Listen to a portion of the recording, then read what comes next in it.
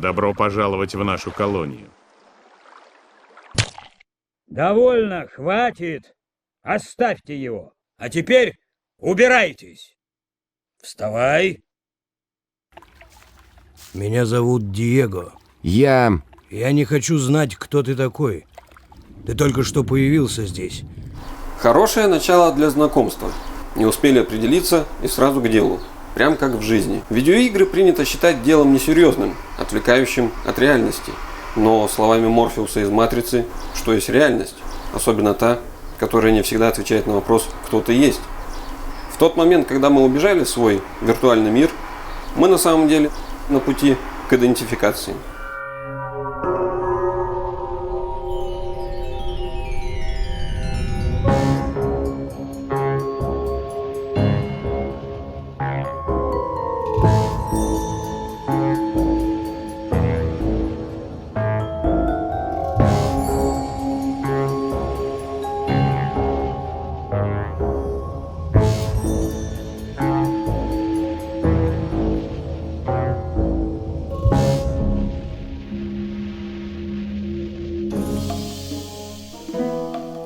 Готика 2001 года, пожалуй, самая знаковая компьютерная ролевая игра. Это история героя без имени. Всякий раз, когда он собирается его назвать, его прерывают под разным предлогом, потому он безымянный. Но это не делает его пустым болванчиком. У нашего героя есть характер и жизненные ориентиры. Мы не знаем, за что его сослали.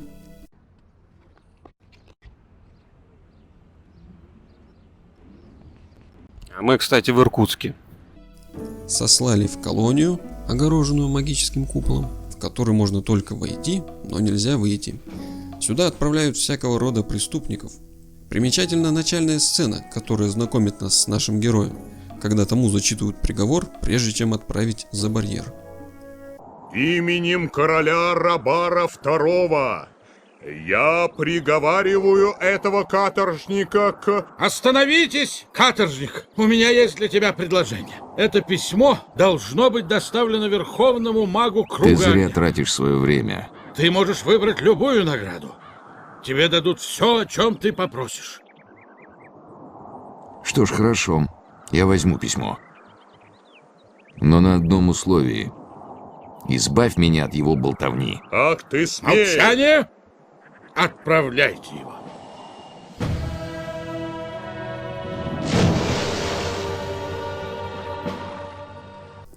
Когда судьба дает шанс загадать все, что хочешь, персонаж выбирает заткнуть глашатая, что говорит о сильном и волевом человеке, который привык заботиться о себе сам, чем, собственно, и предстоит заниматься игроку. Нас встречает грубый мир колонии, разделенный на 3 основных лагеря: старый, новый и болотный. Условно их можно отнести к 3 историко-философским парадигмам соответственно: традиция с вертикалью власти, модерн, во главе угла которого свобода, Убери свои грязные руки. Это не пройдет. и постмодерн, эдакий New Age с верой в божество по имени Спящий.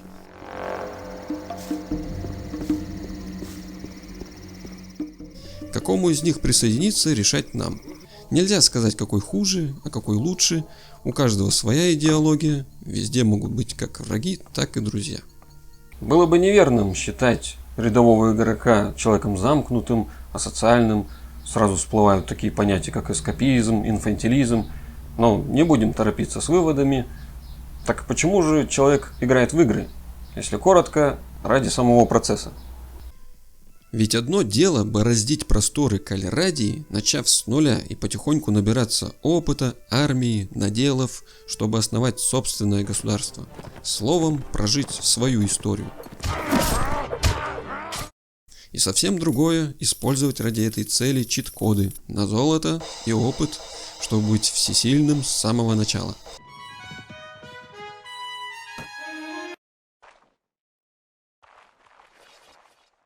Поэтому единственный способ отбить желание играть – отобрать возможность самому добиться положения, испортив все удовольствие.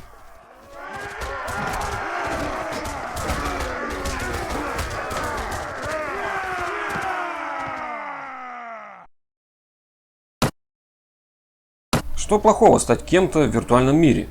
Та же социализация. Недостаточно взять и заявиться к лорду в замок и начать качать права. Хорошим не кончится. Так как же игры помогают в социализации? Вот тут проявляются первые ее зачатки. В колонии мы новенькие, по сути никто. Прошлое роли не играет, да мы его и не знаем. В карманах пусто, даже к местной валюте, руде, нужно будет привыкнуть. 40 кусков за меч – это много или мало? Самое время проявить себя. По какому пути идти, каким навыкам обучаться. Отличие готики от других ролевых игр в том, что обучение тут проходит через учителей. Недостаточно получить абстрактные очки и распределить их в навыки. Ищи гуру. А как известно, готов ученик, готов и учитель. Но сначала придется набить шишки. Например, гуляя по старому лагерю, мы обязательно столкнемся со стражником, который настойчиво предложит услуги охраны за 10 кусков руды. Отказавшись, встретимся вскоре с одним из жителей лагеря. Так, я мог бы помочь тебе. И как? За лагерем расположились двое типов, один из которых украл кое-что у баронов. Это драгоценный амулет, который должны были прислать с последним грузом. Пока он еще у них, и я думаю, вдвоем мы с ними справимся. Что скажешь?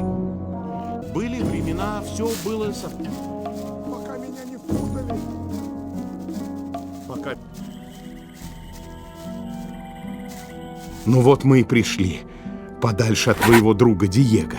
Я должен передать тебе привет от Бладвина. Найти свое место всегда непросто. Черт, у него даже нет руды. Социализация – это больно.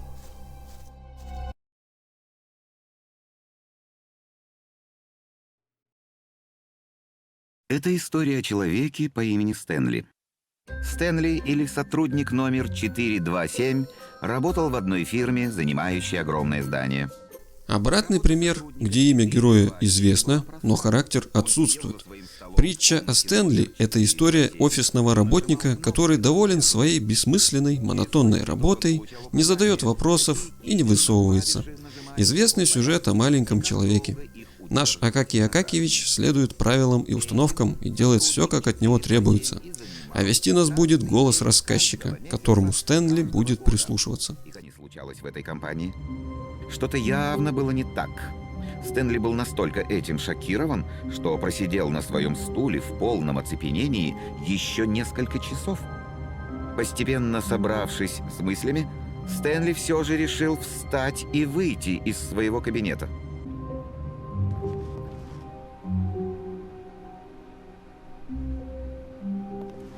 В офисе никого не было. Что же случилось? Стэнли решил зайти в переговорную в надежде, что он просто что-то пропустил.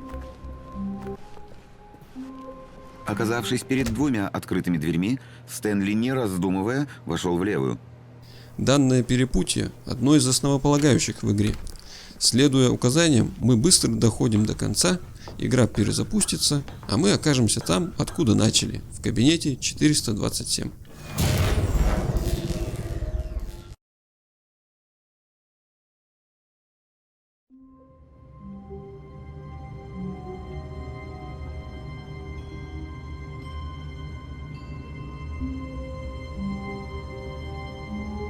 Снова подходим к развилке.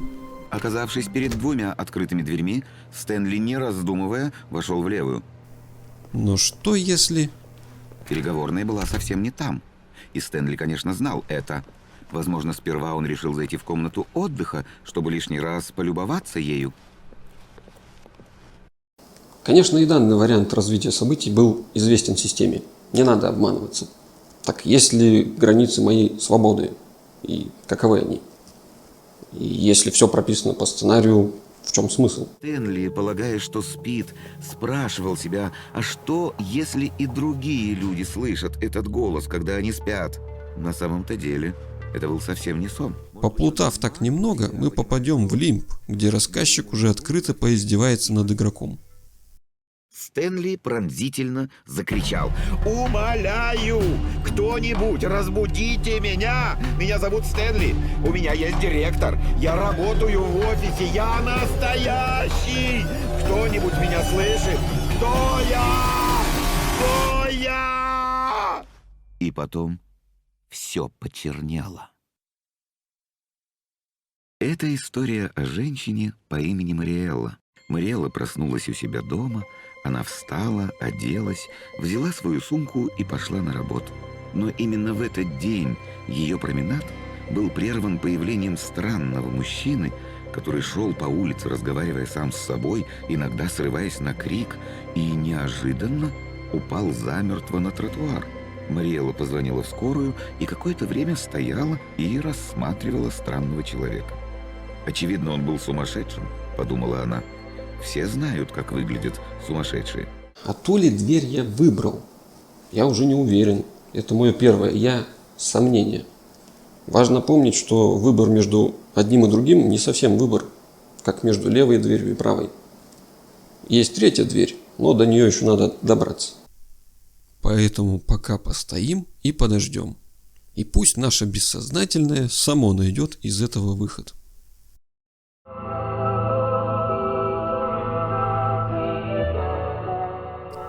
Гарольд Халлибуд – подсобный рабочий на затонувшей космической станции Федора-1.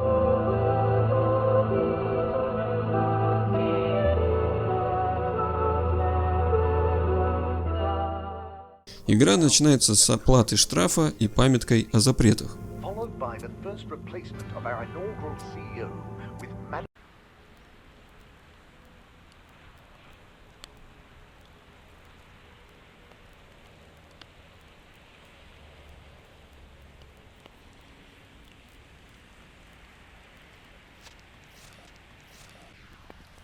А у нас, кстати, 12 июня. With great power comes great responsibility. Huh? Makes sense, I suppose. But I wish they'd think of who has responsibility for cleaning. It's taking me great power to get it off. Наш герой уже не такой молчаливый, но безотказный, чем все и пользуются. Он рассеян и никаких талантов в себе не видит, в отличие от других обитателей Федоры. На него можно повесить любую работу.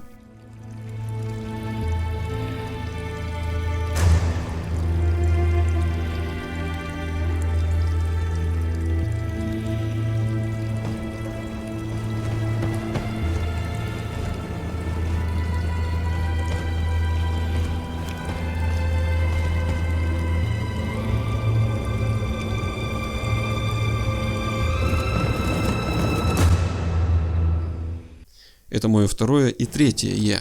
Неудачник и одиночка. Oh boy. What a day. Here's hoping tomorrow's a bit more relaxed. Как долго наше нутро может сопротивляться и идти словами Кастанеды по пути, в котором нет сердца, выполнять чужую волю? В суматохе дней легко забыть, что каждый человек по-своему талантлив.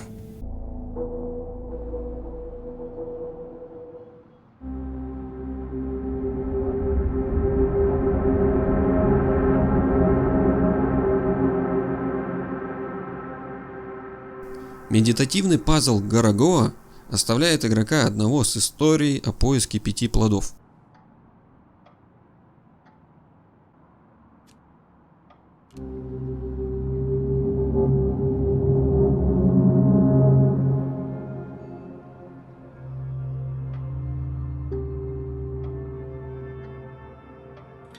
Слайды переплетаются один на другой, отчего решение задачи порой требует расширенного творческого подхода.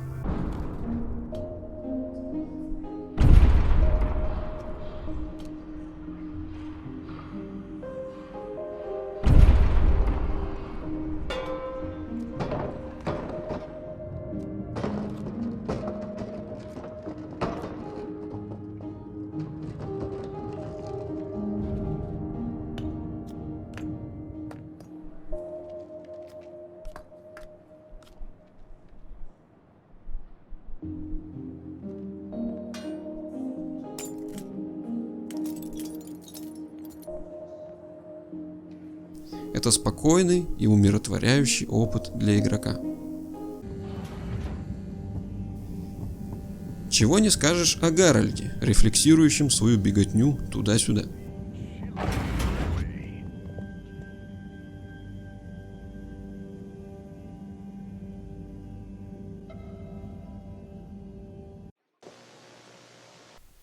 Надо что-то с этим делать. Для начала остановиться, сделать паузу.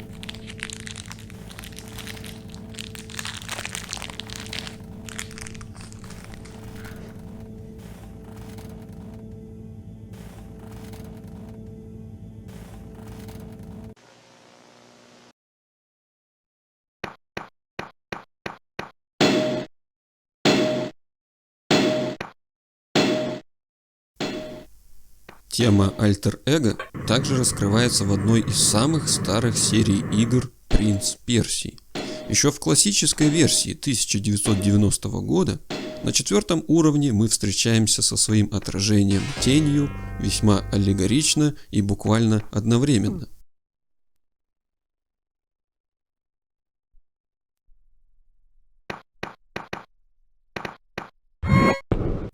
Стоит обратить внимание, что встреча с собой далеко не безболезненна и оставляет лишь единичку жизни.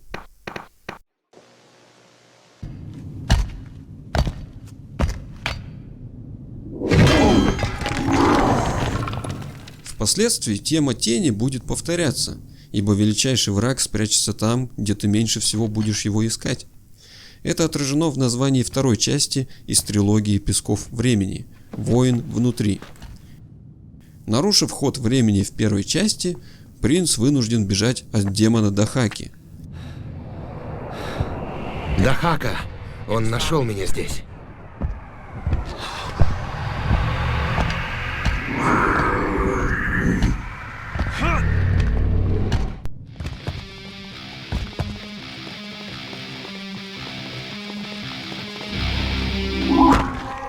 Здесь проявляется четвертое и последнее «Я» — страх.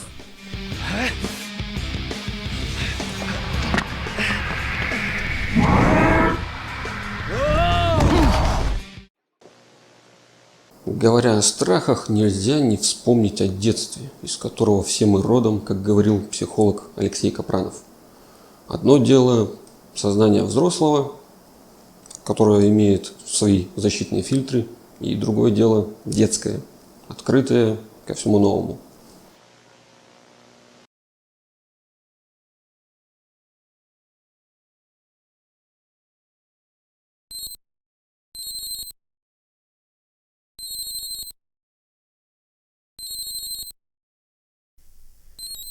Действительно, увидеть такое в детстве и не впечатлиться было затруднительно. Большая отрубленная голова с не самым приятным лицом что-то чавкает и куда-то улетает. Вот уже парит над городом, плюется огненными шарами, глотает падающих с небоскребов людей, взывающих о помощи. Потом получает разряд током, сносящим всю полоску жизни, начинает играть зловещая музыка.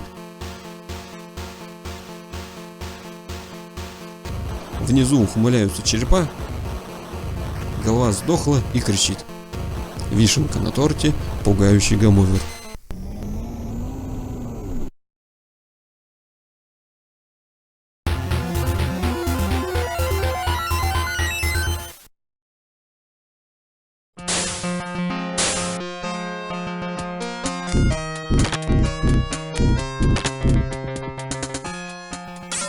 Еще один представитель хтонического ужаса издевательски приветствует меня. Welcome to Godum. Welcome to your doom.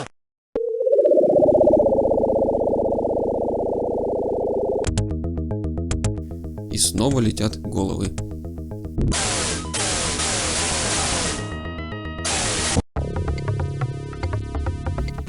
Но страшное не всегда безобразное. Поразительно, как жестокий поединок в третьем Mortal Kombat выглядел не так пугающе, нежели анимация выбора одного из бойцов. И нет, это даже не Шива или загадочный Кабал. Это королева Синдел. Но почему? Когда другие при их выборе остаются на своих местах, будто прикованные к подставке фигурки, лишь Синдел нарушает правила и взмывает свободно вверх, недобро взирая своими белыми глазами.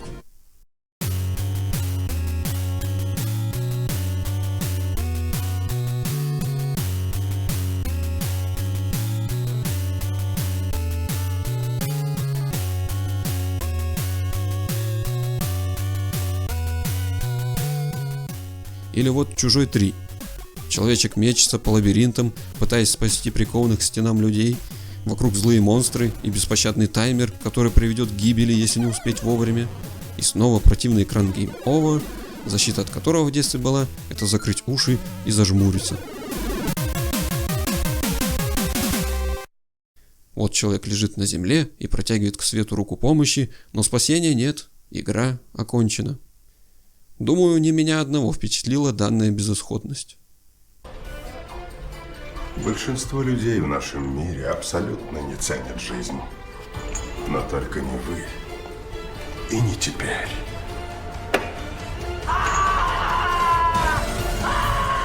Игра окончена.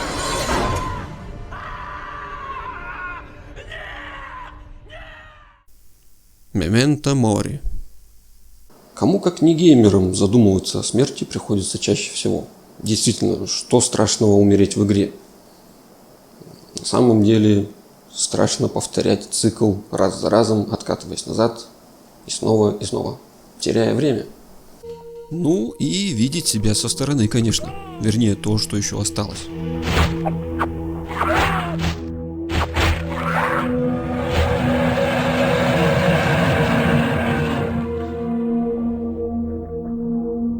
Можно подумать, что смерть в игре — это несерьезно. Умирают ведь там спрайты и пиксели, но с развитием технологий развивались как истории, так и характеры героев.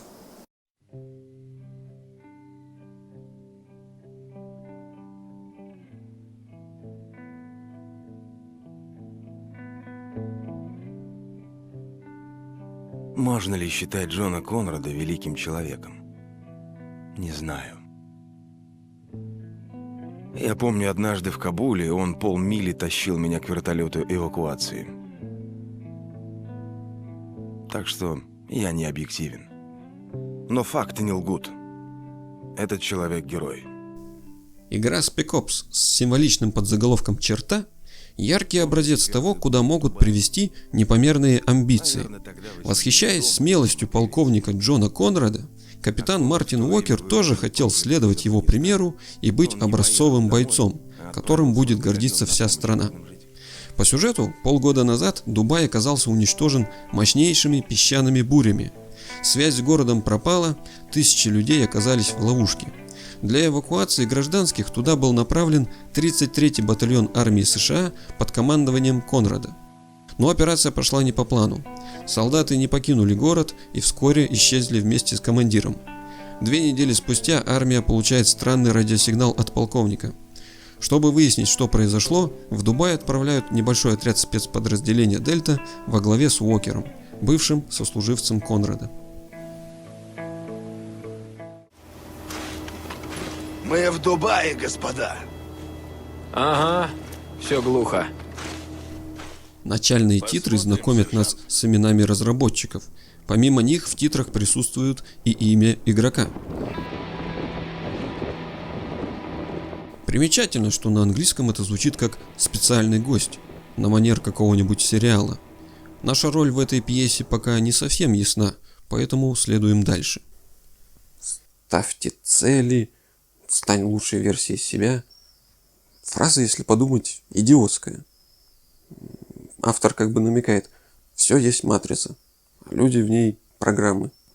И никто не скажет простое и сложное одновременно для нас: прими себя такой, какой ты есть. Да, со всеми недостатками, ведь никто не идеален, но и с талантами, ведь в каждом из нас частичка Бога. Но приказы не обсуждаются, а жестокий сценарист не оставит выбора у игрока в этой истории. Развернись, Мартин, по прибытии, и ничего этого бы не было. Кульминацией игры служит злосчастный эпизод с белым фосфором. Итак, Луга, что нас там ждет? Армия. Небольшая. Офигеть. И как пробиваться? Это поможет. Ладно, заряжай. Да ты шутишь, что ли? Это же белый фосфор. Я в курсе. Но так нельзя. Вы видели, что он делает? У нас нет выбора. Выбор всегда есть. Нет. Не тот случай. Для того, чтобы пробиться через толпы солдат, Уокер принимает решение использовать на них страшное оружие. Командуй, Уокер. Мы ждем. Уокер, сними долбаных снайперов! Огонь! Готов Готовлю миномет! Снайперы все! За что? Вы сами виноваты. Мы помогали. Что? О, нет.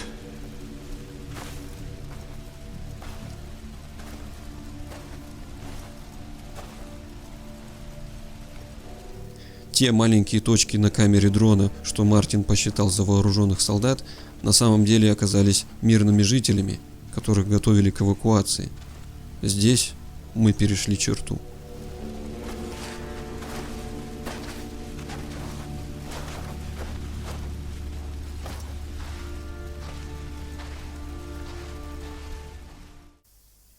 Сложно представить груз ответственности и весь ужас внутреннего состояния персонажа в этот момент.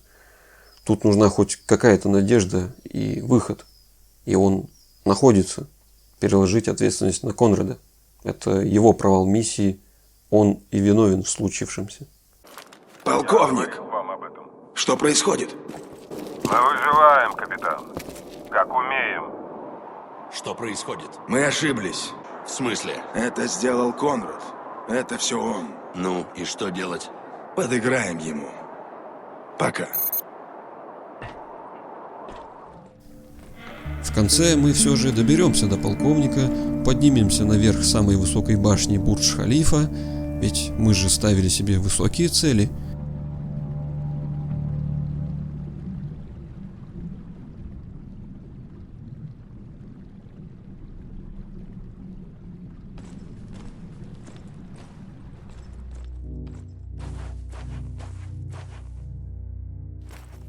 Как я ни пытался, я не смог сбежать от того, что здесь случилось. И я сломался.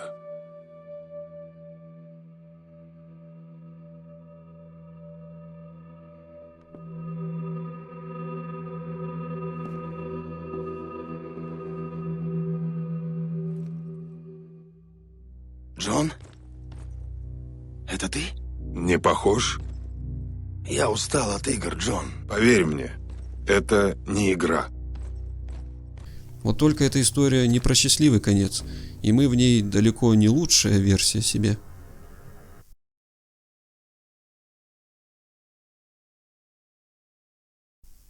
А тем временем Стэнли все бежит. Ага, третий вариант. По сравнению со старой версией, это день и ночь. На, попробуй. Ты играешь в эти игры, и сомневаюсь я, что тебе это что-то реально...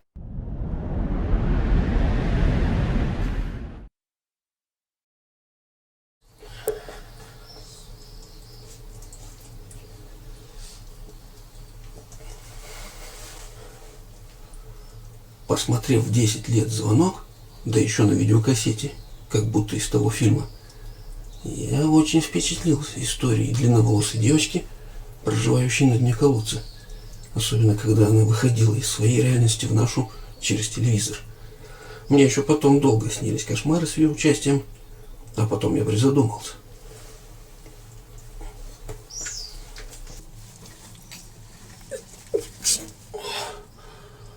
А каково ей, маленькой девочке, там на дне холодного и сырого колодца? Мне стало жаль ее. И уже в следующее ее появление я целенаправленно пошел к ней и приобнял ее, пожалел. Больше она не появлялась. Да, двигайся.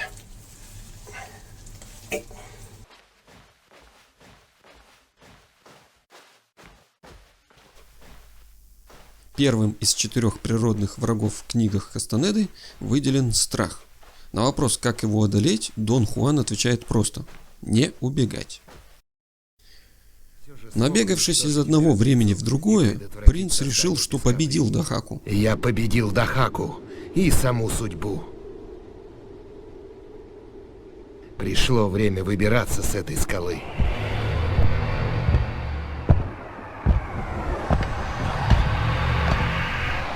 Нет, нет!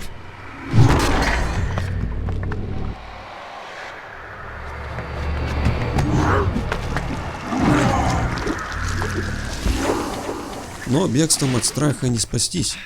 Тем более в мире, где, казалось бы, все хотят тебя убить.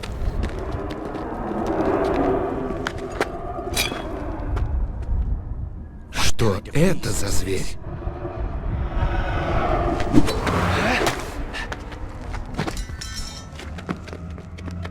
Сможет ли герой принять свою тень? Именно таким мастерским решением Джордан Мехнер еще тогда предлагал победить своего двойника ближе к финалу истории. Драться с ним или потакать ему — только вредить себе, поэтому лучше всего сложить оружие и воссоединиться, найти потерянное. Часто мы можем не видеть всей картины.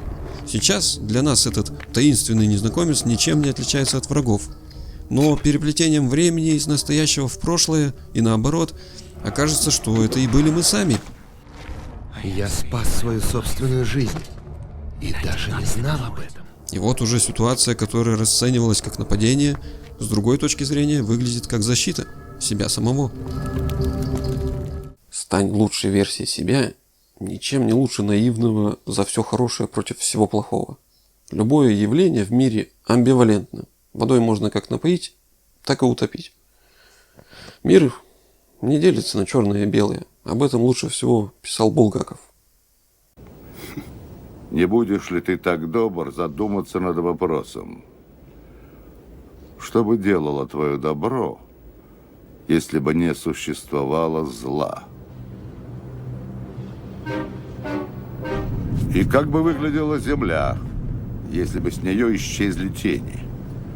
Ведь тени получаются от предметов и людей.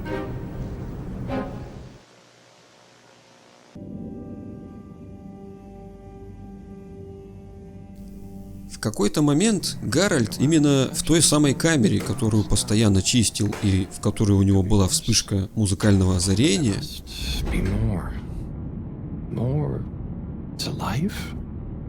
Cleaning, fixing, running all around. Wait, what's that sound? Isn't there more to life?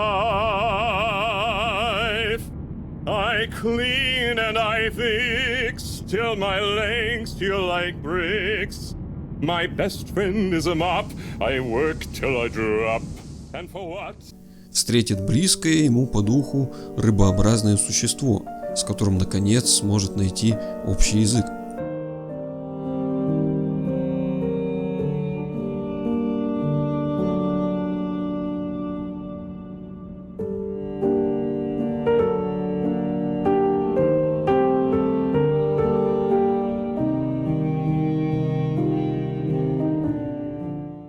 Truly knows how I feel, how anyone feels. So, what actually connects us? Growing up on the ship, I thought, with so many people, I'd never be alone. But then, it's only a few people you want around you, and I wasn't expecting to be alone. You weren't alone. I'm scared of being alone. But at the same time, not being alone is scary too. Здесь мы вспоминаем, что фамилия нашего героя Халибут переводится как Палтус. Зная себя, будешь знать, куда идти.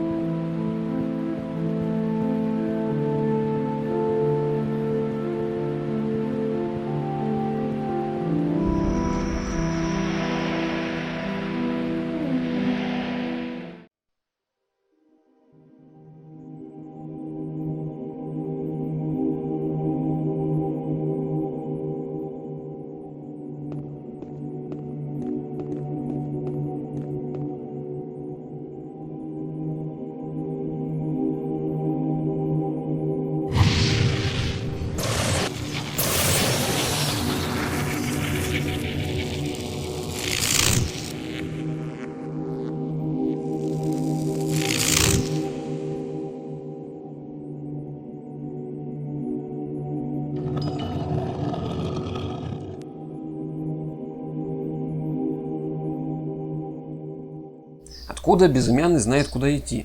Да ниоткуда, ведь ошибаются все. Старый погряз в выдуманном кодексе, новый во вседозволенности, с которой не знает, что делать. Болотный был ближе всего к истине, но уверовал в ложного бога. И только избранный одержит победу, потому что взял самое лучшее от каждого лагеря. Останься он в старом лагере и знай себе кричи, как все. За Гомеза! Да поднимайся по карьерной лестнице, до разумных пределов, конечно же. В новом вот тебе свобода, никакой иерархии. На болотах так вообще сиди себе спокойно и покуривай, болотник. Но нет, важно умело использовать данные возможности. Убив дракона, сам становишься драконом.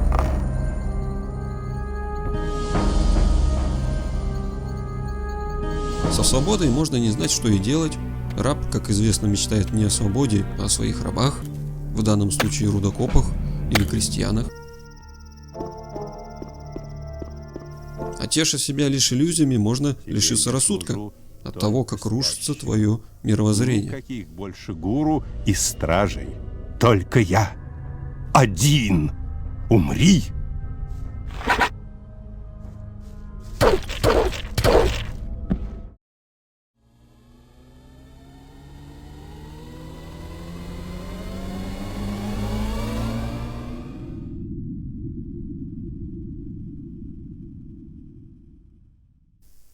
Уметь абстрагироваться от привычной картины мира непросто.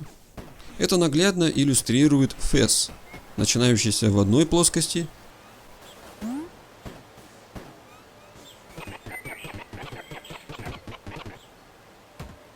и раскрывающий новые грани после встречи героя с артефактом гиперкубом.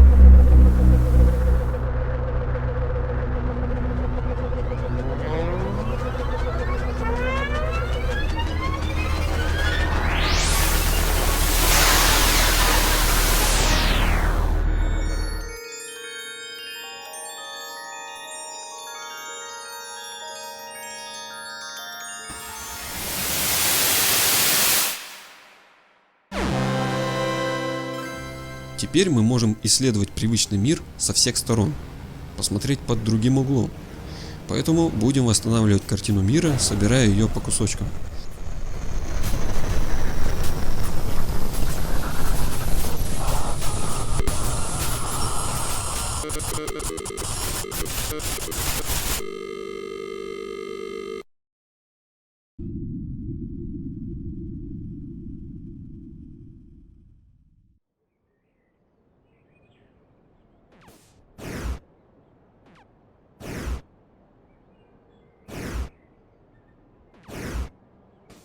Что примечательно, именно когда отыскан угол зрения, появляется музыка.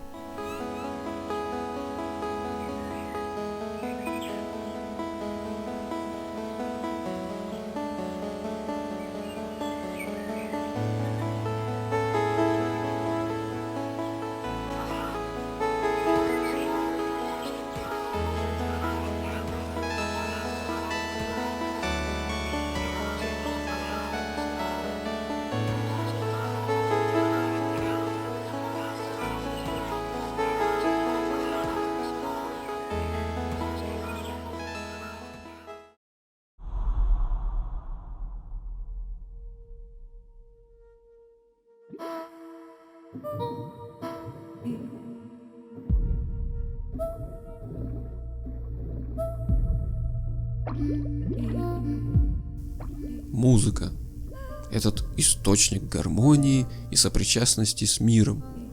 Удивительным образом разработчики эффекта Тетриса совместили абстрактную компоновку тетрамина и музыкальное сопровождение разных стилей, которые резонируют движению фигур под яркие эффекты.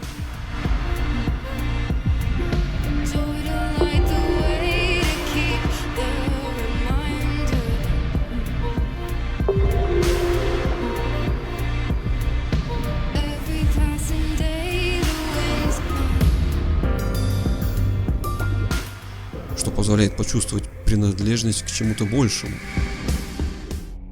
древнему,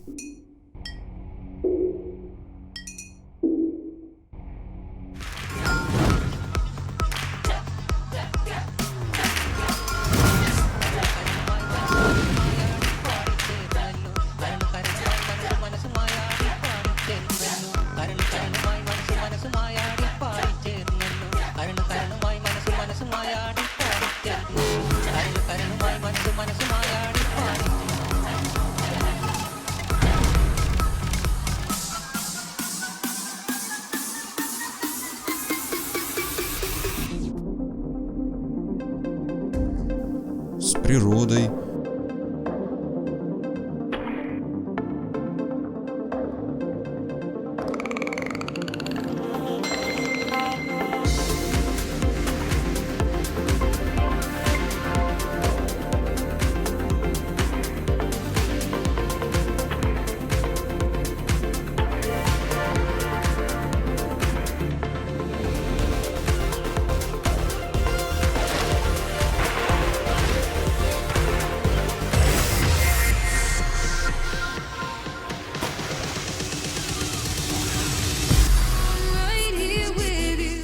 в конце концов с миром, что в итоге позволяет наполниться этой энергией.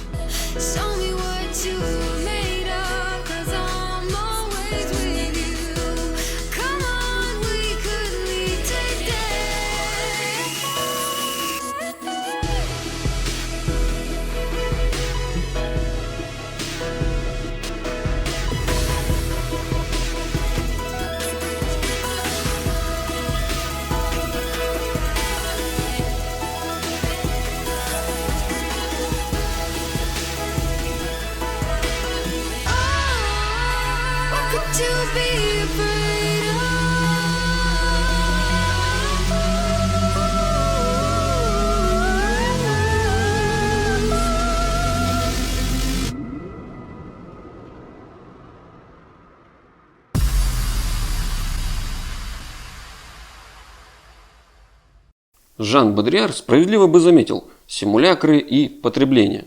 Ну и пусть, но только если оно во благо другому.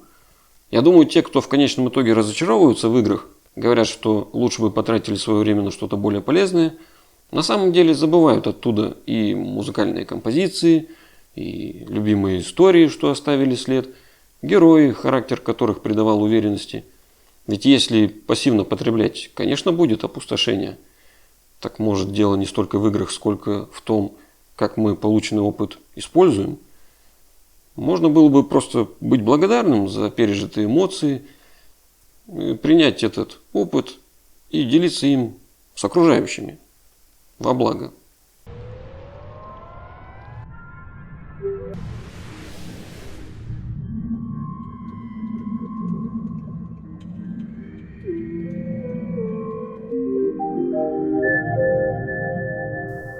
Для того, чтобы отдавать, нужно что-то внутри себя иметь. В роли аватара в отечественной игре Тургор мы будем учиться наполняться цветом.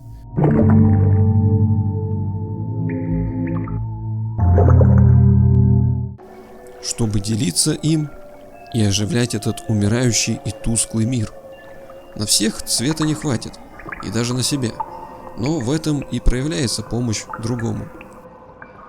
В философии и психологии есть понятие аперцепция, когда новый опыт воспринимается на основе предыдущего, пережитого неосознанно. Оказывается, все было не зря.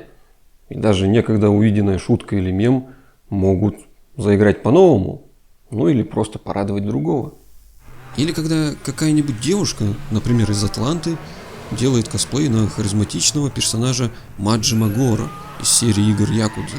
И ведь никакие часовые пояса не помешают поделиться творчеством. Однажды на стриме ребят из ретро-сообщества в чате оказался зритель, которому пришелся не по душе один из играющих. Ситуация не очень приятная. Мне тогда вспомнился эпизод из финала «Мафии».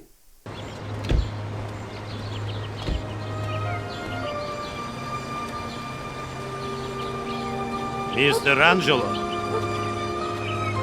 Да. Мистер Сальери передает вам поклон. И тогда я этот текст немного переформулировал и написал в чат.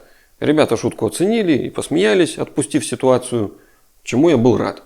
Потому как ощутил в тот момент сопричастность, мы были на одной волне, какая-то гармония. Тогда мне по-другому открылись слова Ральфа Эмерсона: есть лишь одна честь – честь оказать помощь, есть лишь одна сила – сила прийти на помощь.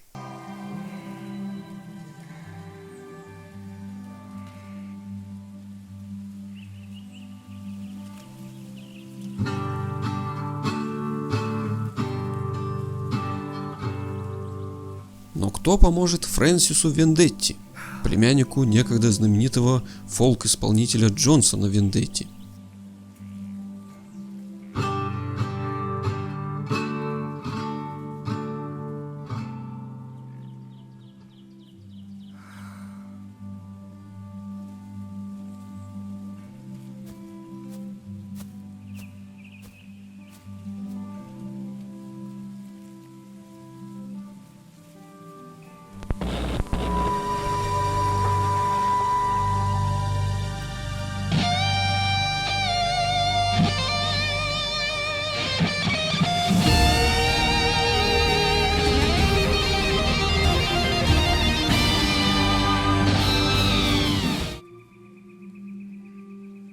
Your look doesn't match your sound. Жители городка Калипсо ждут от Фрэнсиса, что тот пойдет по стопам легендарного дяди. Но героя не тянет петь о природе и шахтерских буднях. Он любитель научной фантастики и электронных рифов. Признаться себе в этом не так просто. Видимо, поэтому у всех персонажей, кроме непосредственных животных, на глазах очки. Большую часть времени герой будет пытаться выйти из-под тени прославленного дяди. Вспоминаются строки Арсения Тарковского: «Загородил полнеба гений, не по тебе его ступени, но даже под его стопой ты должен стать самим собой». Но ведь сын Андрей потом будет всячески пытаться стать собой, ища одобрения отца, и будет несчастлив. Почему же быть собой не самый удачный совет? Ну, хотя бы потому, что все меняется. 18 лет любимой музыкальной группой может быть Нирвана, а книгой Ведьмак Сапковского. Пройдет время, и окажется, что есть и другие книги, и другая музыка. Так где же тот я, который должен стать собой? Он изменился, и это нормально. Тогда как понять, какой я? Обратиться к зеркалам души. О себе самому можно придумать всякое, как хорошее, так и плохое, чаще плохое. Но то, что увидят другие со стороны, это уже интересно, так как может быть подмечено то, о чем даже не подозреваешь. To say stuff he couldn't say as Hank Williams. Makaro? Huh? You don't seem yourself. Don't seem myself?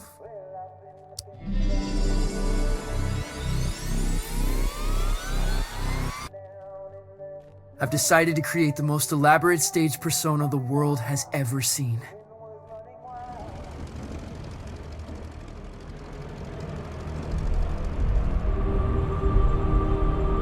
Striking! A statement. What do you think, Calvaggio?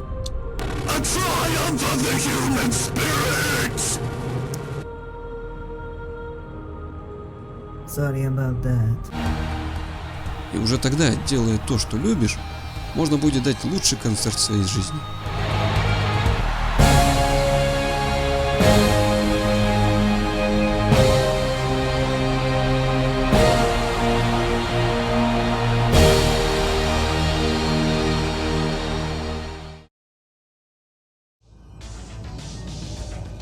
Wanna know something crazy I heard about Johnson Vendetti? He hated the outdoors. Rivers, streams, mountains, everything he wrote about. That's just who he dreamt he was. Huh.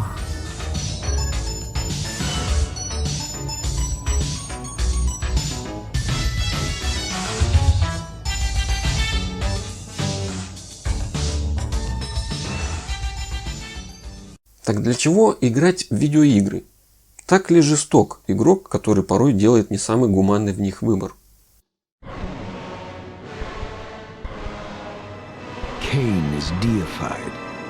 Когда вместо спасения человечества Каин выбирает личное господство, игрок не делает это из чувства доминирования или желания власти, но из побуждений взглянуть на ситуацию под другим углом, удостовериться, что это не его конечное решение, и уже потом понять, кто он есть на самом деле. И это потом может затянуться надолго. Много ли Розиэль понимал в мотивации поступков Каина в начале? Вся картина раскроется лишь спустя несколько частей саги «Наследие Каина».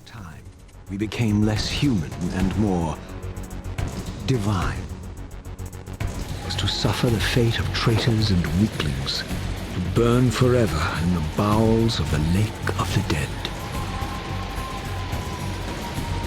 Cast him in.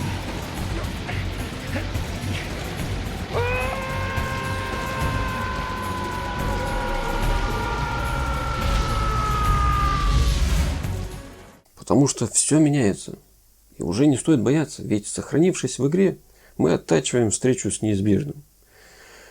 Помните, умеете всем страхом в лицо рассмеяться, лишь собственной трусости надо бояться.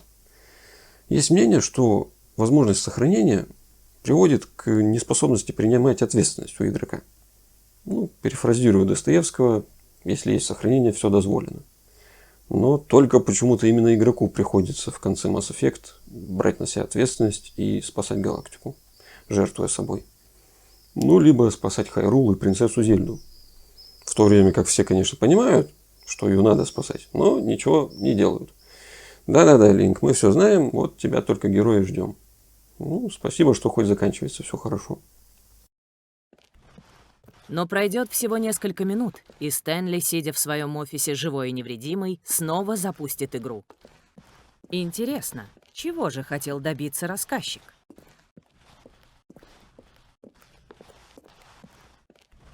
Ведь если каждый твой путь был создан заранее, смерть становится абсолютно бессмысленной, так же, как и сама жизнь. Я не знаю, есть ли в притче о Стэнли правильная концовка.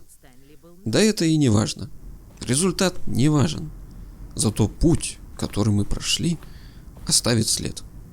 А то, что игра хотела показать, она показала.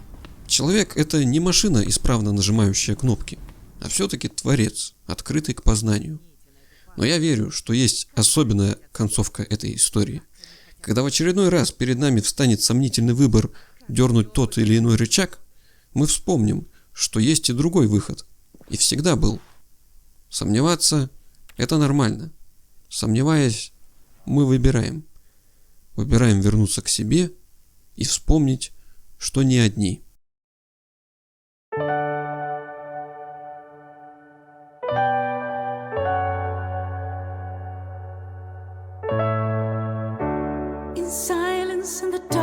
Speaks again of a pain that never ends, but it will, 'cause I'm here still.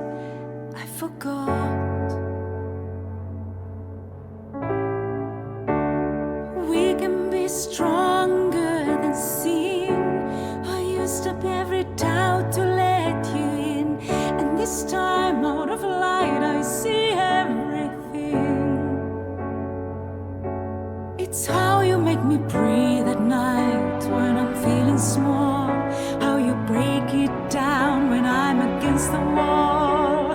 Now I learn how a heart can ache when the levee breaks, and what it takes for you and I would fall apart to find the truth is our love survives when every missing part of you makes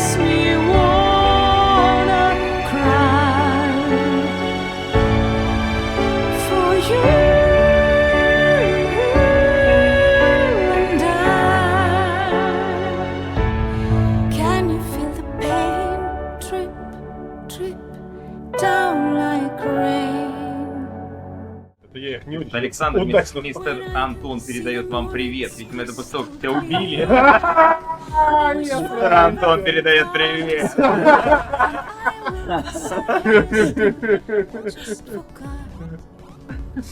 Нормально.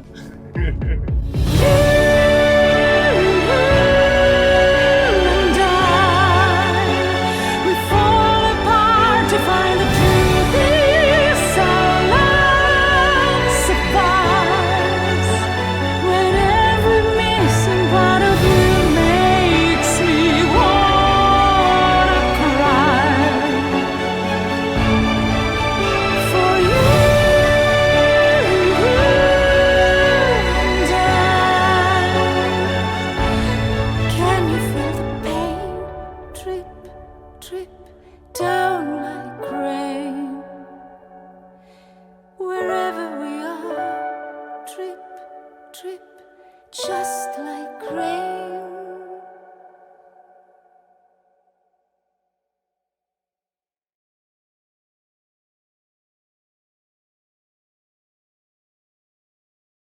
Our fundamental delusion today is not to believe in what is only a fiction, to take fictions too seriously. It's on the contrary, not to take fictions seriously enough. You think it's just the game, it's a reality. It's more real than it appears to you. For example, people who play video games, they adopt a screen persona of a sadist, rapist, whatever. The idea is, in reality, I'm a weak person, so in order to supplement my real-life weakness, I adopt their false image of a strong, sexually promiscuous person, and so on and so on. But, so, this would be the naive reading. I want to appear stronger, more active, because in real life I'm a weak person. But what if we read it in the opposite way? That this strong, brutal, rapist, whatever identity is my true self, in the sense that this is the psychic truth of myself, and that in real life, because of social constraints and so on, I am not able to enact it. So that precisely because I think it's only a game, it's only a persona, a self-image I adopt in virtual space, I can be there much more truthful. I can enact there an identity which is much closer to my true self.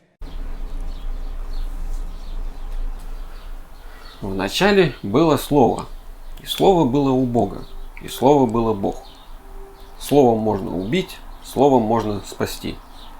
Слова в книгах описывают миры и истории, которые, конечно же, были придуманы какими-то авторами, но читаем, а стало быть и создаем эти миры и мы сами. Читатель, как известно, соавтор книги, а сколько людей, столько и прочтений. Пролежит такая книга на полке, и никакого Средиземья бы не было. Перенесем эту аллегорию на видеоигры. Вначале было средство, и средство было у Бога, и средство было Бог. В мире готики есть свои боги – Инос, Адонос, Белиар. Но кто придумал мир и богов готики? И главный вопрос – кто открывал этот мир и продолжает открывать? А с выходом ремейка еще только будет. Я думаю, теперь мы определились и можем смело ответить Диего так, что он нас уже не перебьет. Вставай. Меня зовут Диего. Я тот, кто я есть. Меня зовут